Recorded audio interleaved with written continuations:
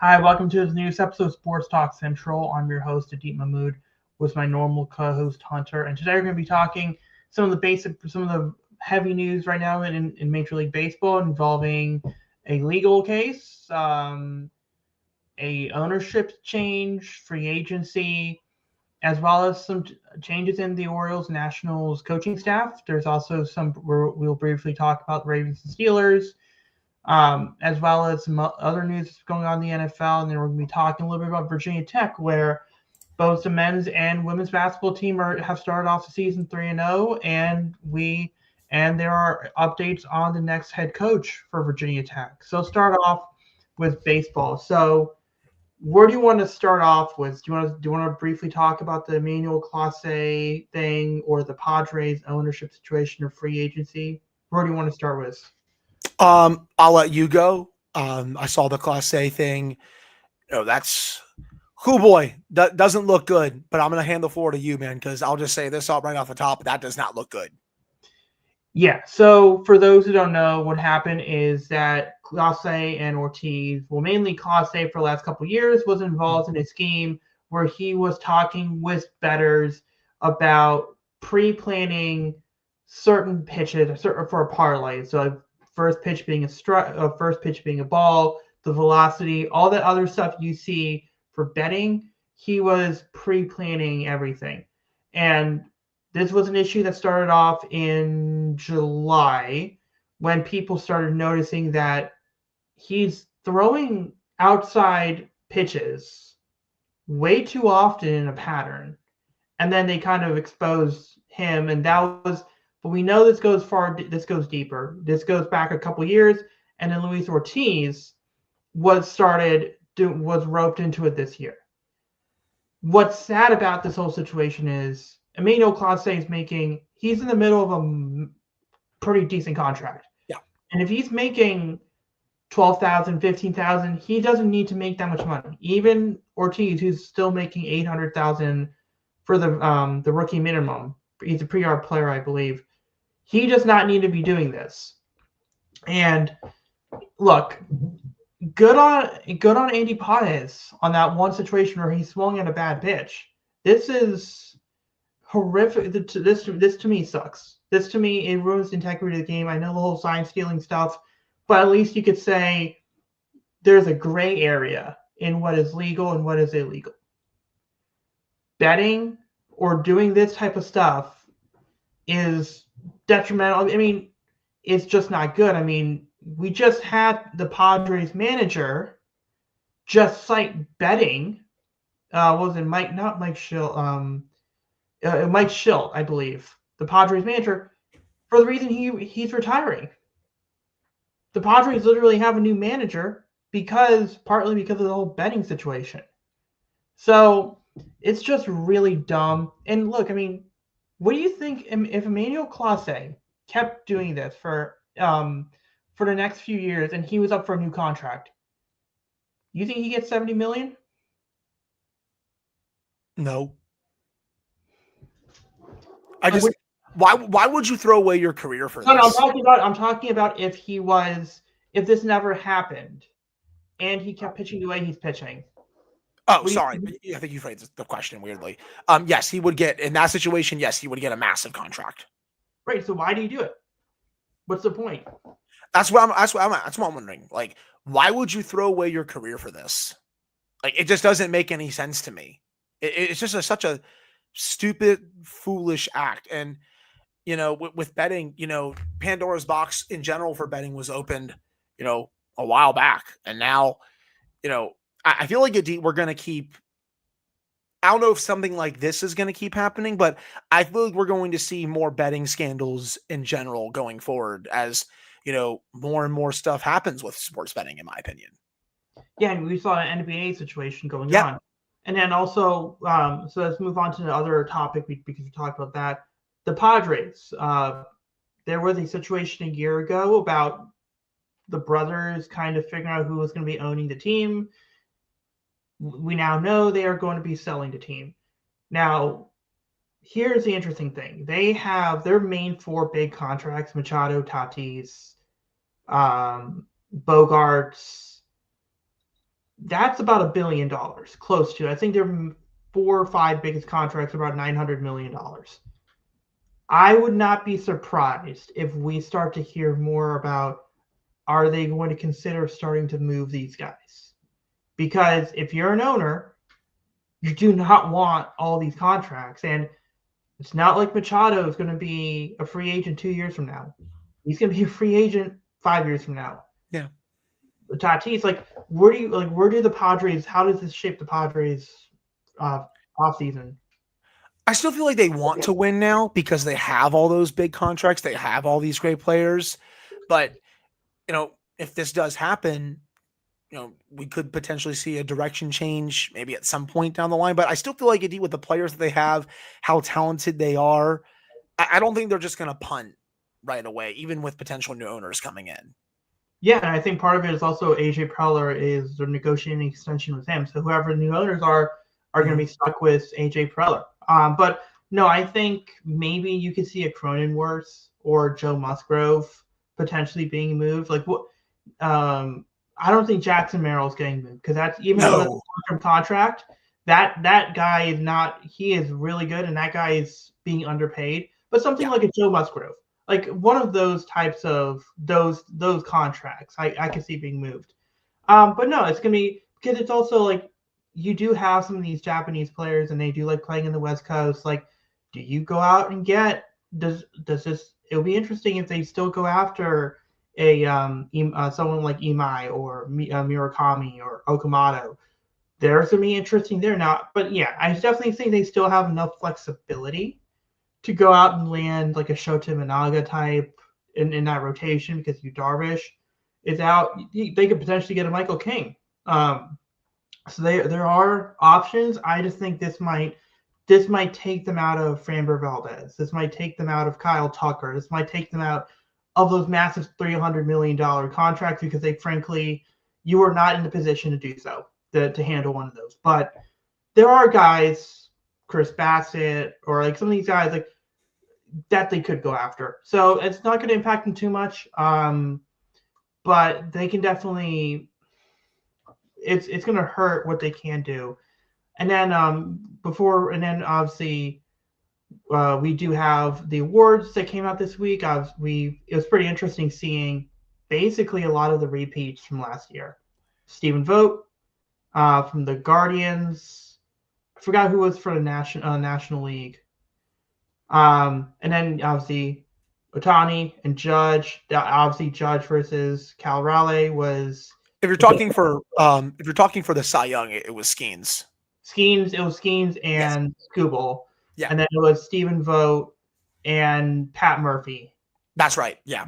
And then it was Ohtani and Aaron Judge. I believe that's the same combination from last year.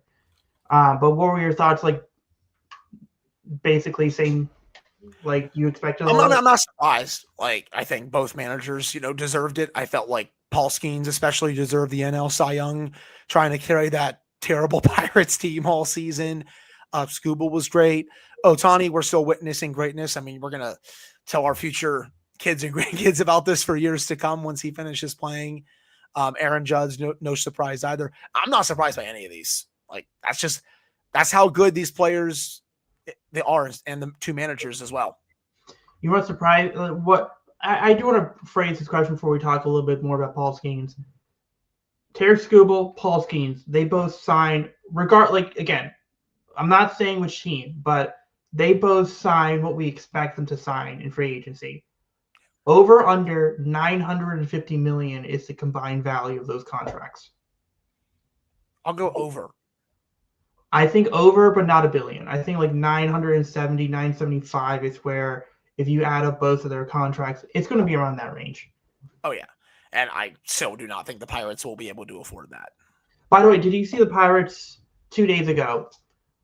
The Pirates GM, we got all this flexibility in the world. We're going to spend money. Then now, we might spend 30-40 million in free agency. I don't believe it for a second. They say that every year, man. Oh, we're going to spend some money. We're going to spend some money. Then they go bargain bin shopping. I just don't believe it. The owner doesn't care. So here's the other thing. If they were to spend 30-40 million, their payroll is going to be at 104, 105, which is embarrassing. But that's if they don't trade Mitch Keller. That's $16.5 million. So if they do trade Mitch Keller, which since that quote, I've been looking at a lot of responses from Pirates fans. Almost every one of them says, sure, they're going to trade for Mitch. They're going to trade Mitch Keller, and then they're going to sign 3 or 4 guys. It's like, there's your flexibility. It's sort of like shedding a bad contract to spend more, and then telling your fans, see, we spent more money. It's like, no, you got rid of a decent but not great pitcher, and our payroll is pretty much where it would have been. And it's like, if you're Paul Skeens, it's like, what am I doing here? I don't want to be Mike Trouted here. I don't want to be a good player on a bad team. I need to be somewhere. And look, the guy's won 2 Cy Youngs. Like, the fact is, by the time, like, would it shock you if he wins 3 or 4 Cy Youngs by the time he hits free agency? No. I think, by the way, he only has 1 Cy Young, right? I think it's just this year. Didn't he? I'll double check last year. Rookie of the year, and then he won the Cy Young this year. Okay. Yeah. He won the Rookie of the Year last year, then he won Cy Young this year. Okay, yeah. Sorry. So, but yeah, so 1 Cy Young this year. He's gonna have multiple before it's all said and done. He's up before he hits free agency, and it's like, so that's what's really frustrating. I do buy the Marlins spending a little bit of money. Like, I could see a reliever. I could see Devin Williams-ish, Ryan Helsley, Robert Suarez. I could see one of those guys being there. I think they're going to keep Alcantara. But I do buy Marlins spending a little bit of money. I don't buy the Pirates spending a little bit of money. That's just, you got to show me. Like, at this point with Pirates, I don't even care about the quality. Just spend money. Right. Just spend money, and then we'll worry about the quality of it later. But obviously, there were reports that the reliever market was kind of becoming bigger. We'll see what happens with Kyle Tucker. We'll see what happens with Bo Bichette. We'll see what happens with Bregman. Before we finish up the baseball talk, obviously the Orioles and Nationals have reshaped their manager options. First of all, what's your reaction to some of the other manager hirings? Craig Stammen for the Padres, Walt Weiss for the Braves. I love Craig Stammen being a manager now. Like, you see all the former Nats, Kurt Suzuki is also a manager now. So I love seeing some of the former Nats get manager jobs. I think Kurt Suzuki is going to be a solid. Adam Eaton's the first base coach for one of those. Which is awesome too. But I think Suzuki is going to be a solid manager. He always seemed to be, very in tune with things when he was with the Nats. Craig Stammen, very underrated reliever when he was on the Nats in his prime. I'm excited to see what he can do. And then, just real quickly, as for the Nats, hiring, Blake Butera. I think that's how you pronounce his name, Blake Butera or Blake. I say Butera. Butera, sorry, my fault. 33 years old. I mean, buddy, like, I can't believe he's barely older than us. That's crazy. And Paul Taboni was on MLB Network and basically said, yeah, I didn't personally know him before the process, but, I had heard of him and I wanted to talk to him. So that happened. They hit it off and he was able to win out. And I'm really excited for this. Obviously, he spent a lot of time with the Tampa Bay Rays. He was the senior player development director. He has managed before 4 minor league seasons. He was 258 and 144. So he does have manager experience, but he's also coming from a player development role. I'm excited to see this is going to be his debut in the majors. And I like this for a team that is trying to go young and is still rebuilding right now. So I don't know if this is the manager that they'll have when they get back to the playoffs, but I like it for now because he's going to get to work with more young players. That's the main reason why I really like this hire. And the pitching coach, he's also pretty young as well. I like how Taboni is surrounding himself with some, good analytical young minds, both, coaching wise, managing wise, and also in the front office. Yeah, I think the bench coach seems to be pretty interesting for the Nationals. I believe he was with the Rays for a little bit. I think going back to, I think what's really smart about what Taboni has done is you pick the staff that fits the roster. You don't pick the staff that is flashy, right? They could have just said, here's Brandon Hyde, here's here's insert veteran manager, here's whatever. I like the idea of having a really young team and then bringing in someone focused on player development, because if this works and they're competitive, you got a manager and a coaching staff that has seen these guys develop.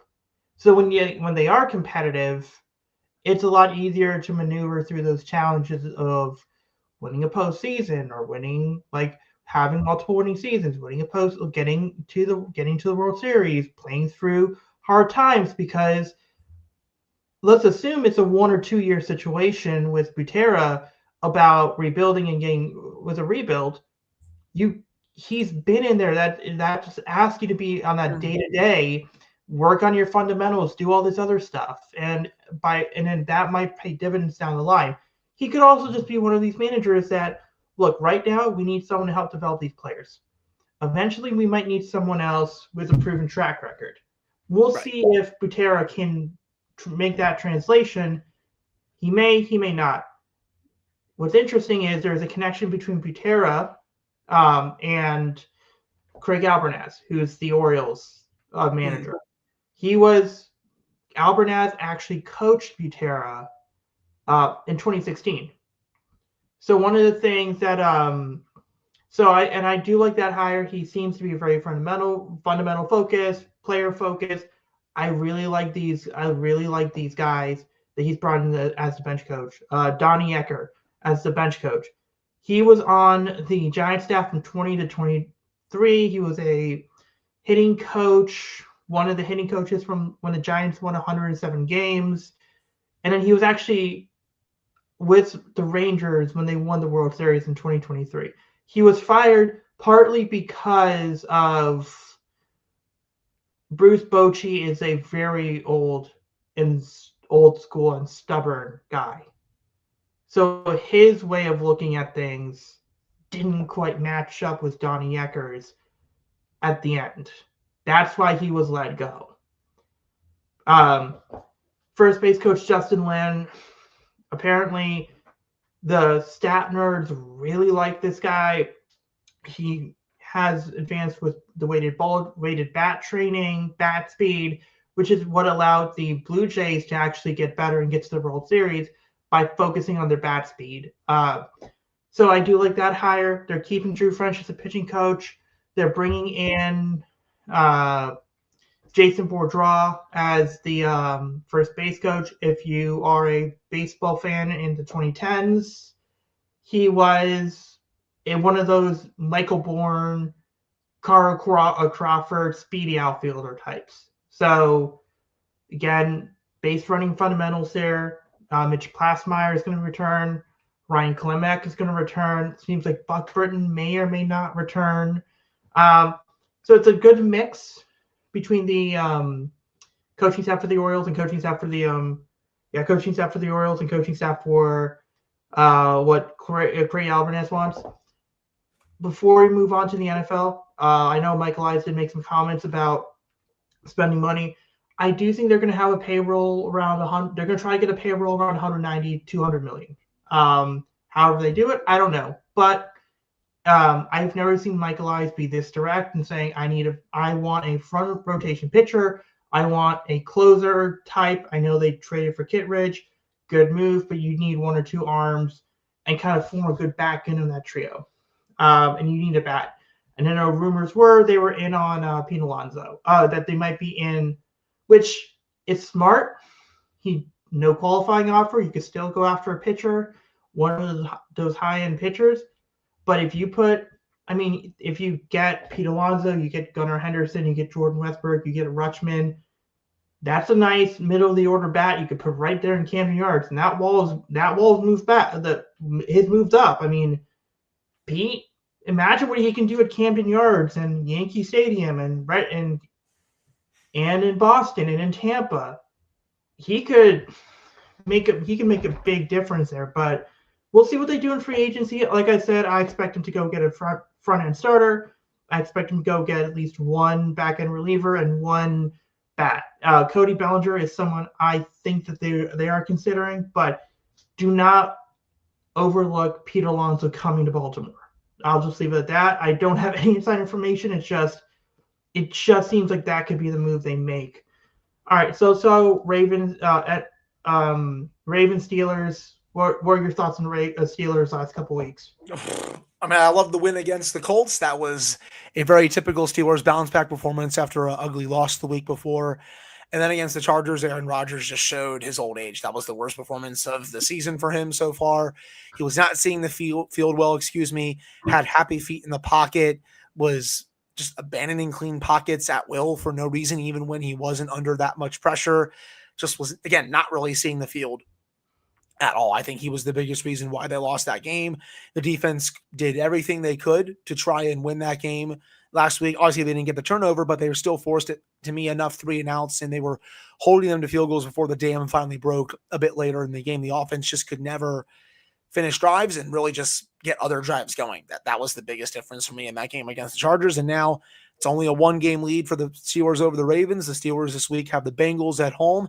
It's a game that they should win, but we saw a few weeks ago that the Steelers gave up 33 points to a Joe Flacco-led Bengals team, and the Flacco should be out there again. He was limited in practice today, but if you want to win this division, that's a must-win. You got to get to 6-4. This has been a tough stretch of the schedule. The Ravens, I believe they are in Cleveland this week, Adit. Yep. So, I mean, that's a very winnable game. Even though the Browns play hard at home, I still feel like the Ravens should win that game. But I got to see more from the Steelers offense. I felt like they should have still gone out there and gotten a wide receiver the trade deadline. They felt like they didn't want to. And, that's their prerogative, but I still felt like they needed another target next to DK Metcalf. I still want to see him get more involved. It's weird how they use Jaylen Warren against the Chargers. Like, he was the best player by far on offense for the Steelers. And, Mike Tomlin just gave it was just a very strange response when he was asked about his usage and stuff. So, like, he was off the field on every third down in their loss against the Chargers. That doesn't make any sense with the game that he was having, the year that he has had as a running back. You want him on the field basically at all times. I just don't understand what Arthur Smith and company are doing with that.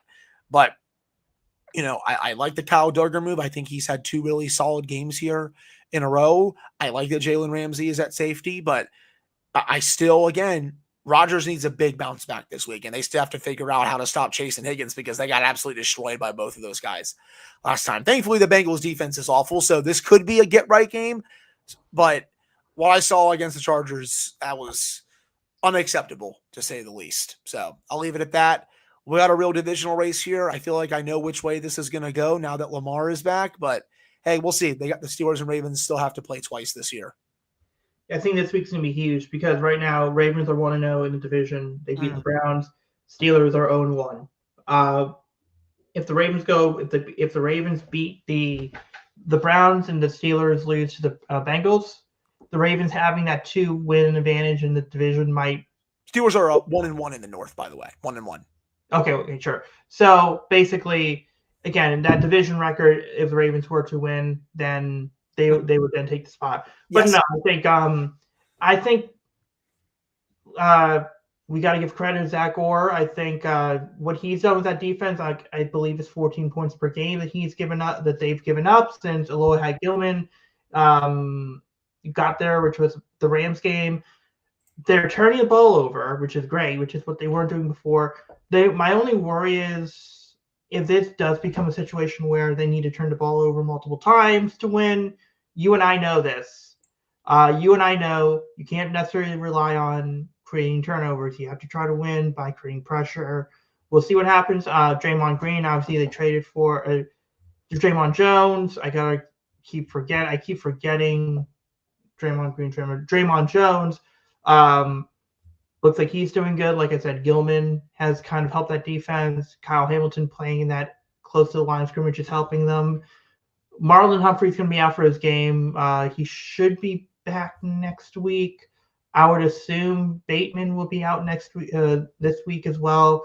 So, I mean, that's Tez Walker and more for DeAndre Hopkins. Still worried about the offensive line. The right guard situation is not improving. We'll see what happens there. There was some talk about Travis Jones in free agency this year is going to be one of the highest paid defensive linemen because he's good. Linderbaum, Isaiah Likely, they're gonna have to figure out all that stuff. But it's definitely, we'll see what happens. It's a nice run. I'm with Lamar. You gotta treat every week like you're 1-5, because right now you're 4-5. That's great. You have a 3-game winning streak, but you don't have that margin of error. You got to keep winning. Yeah, you got to keep winning. You got the Jets a week after the Browns. If things are handled right and you go 6-5 after these next 2 weeks, you should be in pretty good shape. But you got to get to 6-5. I want to see this team get to at least 3 wins in division wins, 3 division wins as soon as possible. And that's going to be huge. But we'll see what happens there. And then other NFL news, unfortunately, Antonio Brown has found himself in legal issues. There's not really a lot there. I mean, the Giants fired Brian Dable. And then obviously, so now we have Dable is gone and the Titans coach is gone. So, what are your thoughts on Dable being fired? Not surprised. I felt like it was time for the Giants to go in a different direction. What's more surprising, I think, is that Joe Schoen is still going to stay on as GM. I think the Giants need a full house cleaning for their front office and their coaching staff. I think they need to start over. I don't understand the thought process for bringing back the GM. Dable, he was a dead man walking after this last game. They've blown too many leads this year, Adi. That's the thing. They've played good football in spurts, but they give it all away because they don't know how to win. They haven't known how to win outside of one season in quite some time. So, you can bring in a new coach, that's fine. But as long as that GM is still in place, I just don't know how much better things are going to get for them. So, sure. And then we'll move on to the last topic, Virginia Tech. We'll talk Virginia Tech football out in the second part of it. But women's basketball, men's basketball have started the year. Women's and men's basketball are both 3-0. Neither team is ranked, but Virginia Tech men's basketball is getting closer to being ranked. That's good. That's good to see. After the game against Providence, I know a lot of people are talking about Abdullis. And just to keep in mind, the reason they were able to get Abdullis partly was, I believe, Chester Frazier was friends with his agent. So, but what are your thoughts so far on what you've seen from the basketball teams? I haven't watched as much as the women's team yet. So, I want to be able to watch a few games before I really give, my full thoughts on it. I'm happy that they're off to a great start. But as for the men, I've been able to watch a couple of the games. Neo is a freak, man. He really is just an absolute freak of a player. You can see why there is NBA hype from him. And, he can hit any shot on the court. He's a matchup nightmare for opposing teams. Felt like he was just taking over that game against Providence over the weekend. And that by the end of the year, D, we could be talking about that win as a potential quad 1 win for Virginia Tech for NCAA tournament purposes. Providence is going to be an NCAA tournament team. That was a very quality win for this team. And, you beat St. Joseph's last night. Remember last year, D, they lost to them. Yeah. So, and you look at 1 year later, they blew them out with a much better roster. I know we had our thoughts about Mike Young last year and, the job he did and all that. They just didn't give him a roster. They didn't give him money. Now all the NIL money went to football. Yeah, I get it. I understood it was like make or break year for Brent Pry, but you still needed to help out Mike Young a little bit more. And he kind of said that after the year, like, I still want to do this, but he released that video after the season, and he was like, basically implying, I need a little bit of help, guys. Like, I can still coach, but I'm going to need a little bit of help. Thankfully, they were able to get him some help, got him a little bit more money, and you're seeing the early returns here with this team. I really do think by the end of this season, this team can be an NCAA tournament team. I'm not sure they're going to win the ACC. I don't want to go that far, but I think this has the makings of a potential top 25 team that can get into the NCAA tournament and maybe even make a little bit of a run. Neo is, if he continues on this path, I think he will go down as one of the best players to ever play for this program. I understand that is very early. I know it's 3 games, but you see the hype that is there. But yeah, I think this is the best player that has come into the programs yet since Nickeil Alexander-Walker when he went to the NBA. Like, we all know how great Alexander Walker was. You and I were both there for his time at Virginia Tech. He was an absolute freak on the court. Neo has a chance to be, I think, better than Nickeil, in my opinion. So I've loved it so far. Again, Toby, I think he's going to get going a little bit as well. I'm excited for the moves that Mike Young made. Hansberry, I think, is going to get going as well. So Mike Young has a roster here, man. Like, with how good of an offensive innovator he is, if he figures out a little bit more of the defense more consistently, this team is going to be really hard to beat.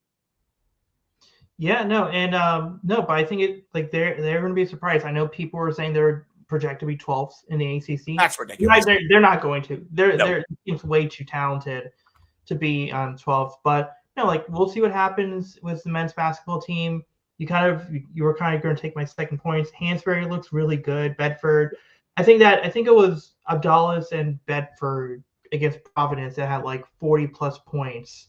So obviously that you do have those. And it just seems like they're playing loose and they're playing a lot of fun. I know Toby was the big guy, was the big player for them a year ago. And if he's your third or fourth best player, this team's really good. That's how good the depth is for the team. If Toby Lowell is your third or fourth best player, he's good. The only concern is if Abdallas gets into foul trouble early on. I know that was the issue in the Providence game. Virginia Tech, the pace was definitely thrown off. So that's something you do have to watch out for. The last thing we're going to talk about is Virginia Tech football. Obviously, just you can kind of elaborate more on this, but most recently, James Franklin was house hunting for the third time last Tuesday. Today, he was seen at Old Dominion. And again, that does not mean that he is guaranteed to be the head coach, because you got to consider the head coach of Old Dominion was his offensive coordinator. But it is worth noting he's in the area. He's not in Arkansas. He's not in a neutral site. He is in Virginia. And we know that there's going to be I believe there's going to be a board of visitors meeting sometime soon. We know that it looks like it's all coming to a head, but what are your thoughts on the updates with James Franklin? I think they want to get this done ASAP. I think, I have a sub to VT Scoop. I don't want to steal all their thunder and anything like that.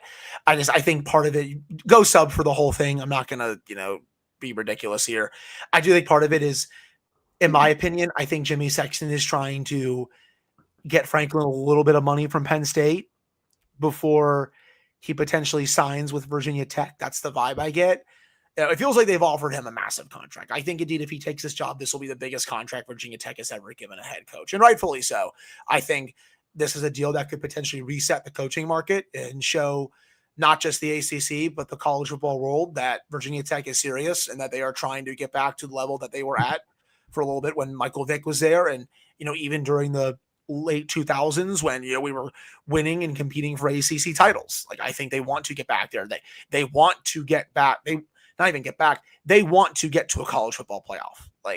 I would go down to a game at Lane if they played for the playoff, and I think James Franklin has the ability to get them there. I think, because we really haven't discussed this on the show because you and I have been so busy these last few weeks. That's why the shows haven't been on a weekly basis. I think with Franklin, this is the perfect fit for him.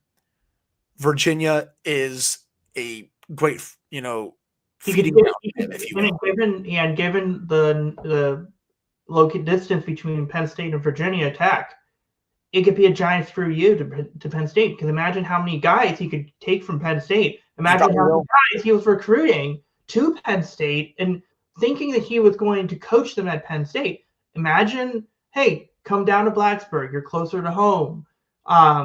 They might do that. And again, that's why I say, this is kind of some of his stomping grounds. He comes into Virginia a lot of times as the Penn State coach, and he has taken the top recruits. Virginia Tech will have a much better chance of holding on to the top recruits in the state, making sure they don't go out to these other big programs like a Penn State, like an Ohio State, like an LSU, like an Alabama. We can keep going on for all the blue blood programs, but like those are just a few of them.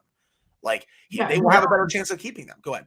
And then also it's Maryland with Loxley. I mean, I don't think he's getting fired. Apparently, the people at power in Maryland, they don't have the money, or they're not able to get the money to buy out Loxley. But then again, think of it this way: Loxley, Maryland could be an area where Virginia-based athletes go to. But if Loxley continues to struggle, you're not going to get many people to come up to Maryland. I mean, it's still a power program, but I just wanted to point that out, like that Maryland's a little inconsistent as well. Yes, I agree with you on that. And I think personally, I would hope that James thinks he can win here. Again, I think he can win at Virginia Tech. I think he can look at the ACC and see that this is a conference that's right for the taking. Clemson's not what they used to be. Florida State's terrible, and they got a decision to make on Mike Norvell. I don't even know if they have the money to fire him. Like, all it takes, man, is one good portal class, with the right evals. Tony Elliott was on the hot seat, just like Brent Pry was heading into this year. UVA fans were done with him. But you know what he did? He went out there, got a legit quarterback in the portal. They got Jamari Taylor and a few other players. They hit on their evals, and look how they've been this year. Now, do I think they are as good as their record indicates? No, I think they've gotten really lucky with some of their wins. And Chandler Morris, depending on if he's like what his health situation is, because take Chandler Morris out of that equation at UVA, that backup UVA quarterback, he had a really nice run. And like that run he had in that game, they disguised that really well. I will give him credit. So he's not a bum, but you had a great advantage with Chandler Morris. Oh, yeah.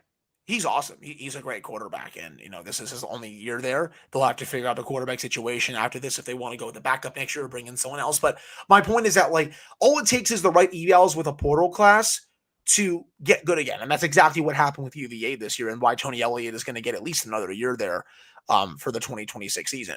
With Franklin, I think he can turn around Virginia Tech pretty quick. Now, do I think they'll be a playoff team next year? No, probably not. But I think this team can win, 8+ win games next year, potentially. Like, we'll see. Yeah. And then maybe the year after, they're potentially competing for the playoff. I think he can get this program back really quick. And I do think we're going to find out about this pretty quick here. Like, I don't think Virginia Tech can afford to wait around that much longer. I think they're going to want to get this nipped in the bud. Like, I think they want to make sure Florida State doesn't open, because I do personally, I think, frankly, we'd be like, ooh, Florida State, I could be interested in that. But I also don't know if Florida State has the money to buy out Mike Norvell right now. And I also don't know if FSU would have the money to pay Franklin. I'm just saying it would still behoove them to get this done, especially because after this weekend against Florida State, VT plays Miami next week. That could be a big recruiting weekend if you have a new coach in place at that time. So we'll see, man. We'll see. I hope they get this done.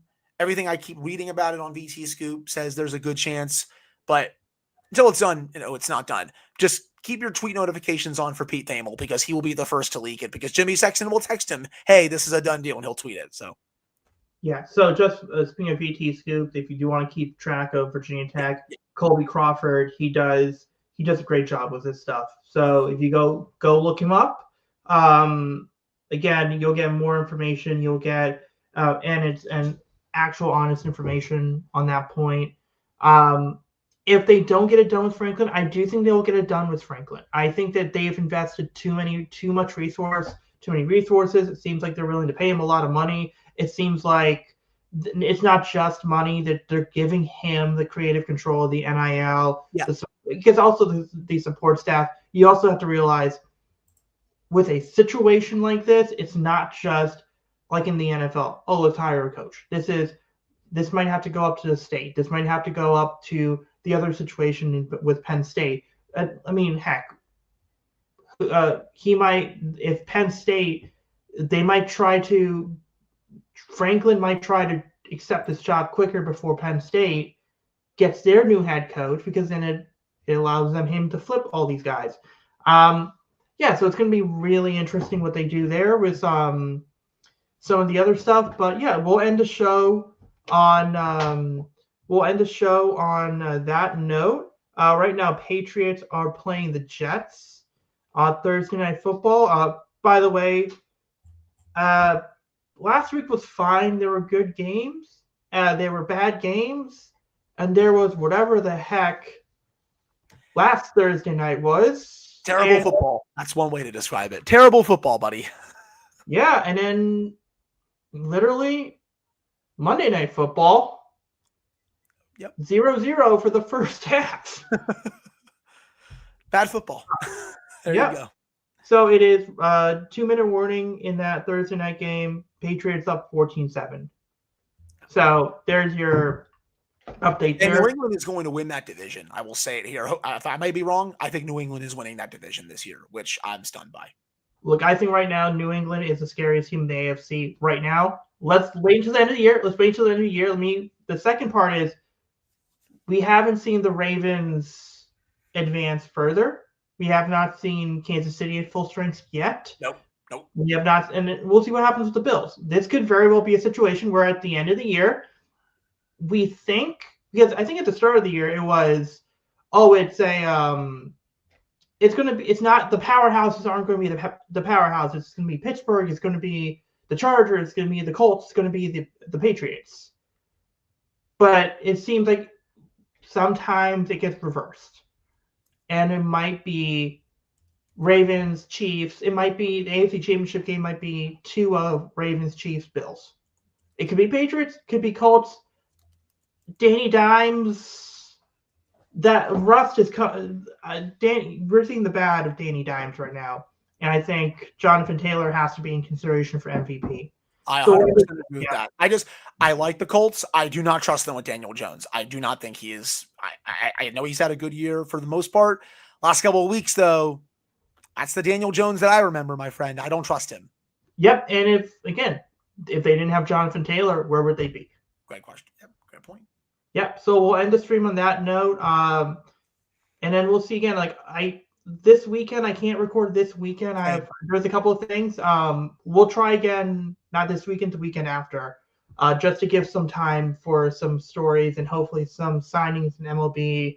But yeah, this was pretty much a lot of topics we have to kind of bring together. All right, see you.